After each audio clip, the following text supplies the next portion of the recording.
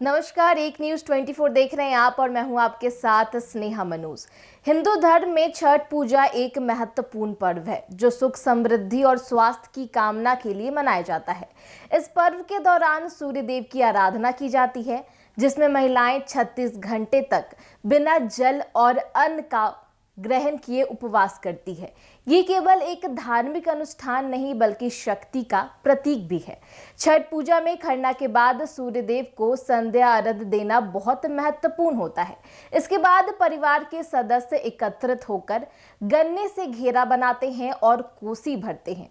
कोसी भराई का ये अनुष्ठान विशेष रूप से महत्वपूर्ण है। इसके बारे में आज हम आपको इस वीडियो में पूरी डिटेल के साथ बताएंगे कि आखिर कोसी भरने की परंपरा कि क्या कुछ माध्यम है और वो किस प्रकार मनाया जाता है। छठ पूजा के दौरान शाम के समय कोसी भरने क्यों महत्वपूर्ण है, तो चलिए आपको बताते हैं। कोसी भरने की परंपरा छठ पूजा का एक महत्वपूर्ण हिस्सा है जो प्राचीन काल से चला आ रहा है।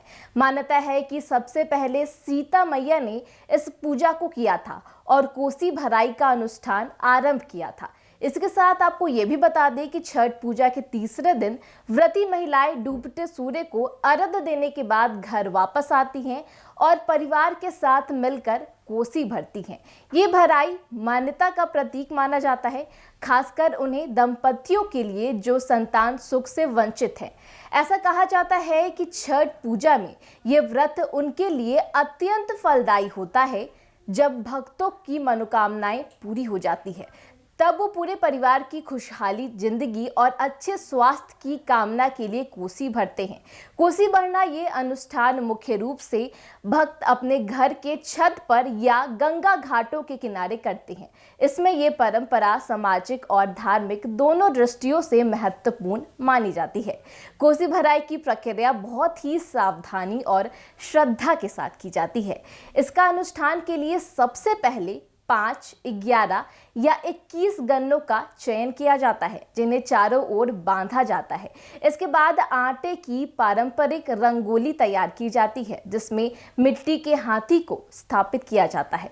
इसके बाद भक्त जो होते हैं वो सिंदूर चढ़ाकर पूजा की शुरुआत करते हैं। इसके बाद 12 या 24 दिए जलाए जाते हैं जो इस समारोह में विशेष महत्व रखते हैं।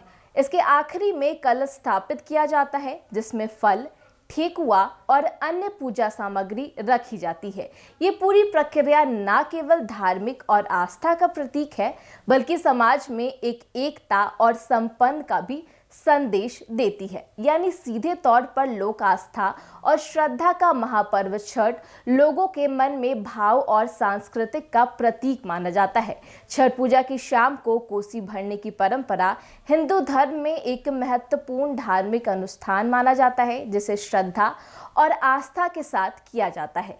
ये परंपरा विशेष रूप से संतान सुख की प्राप्ति और परिवार में सुख समृद्धि के लिए मनाई जाती है।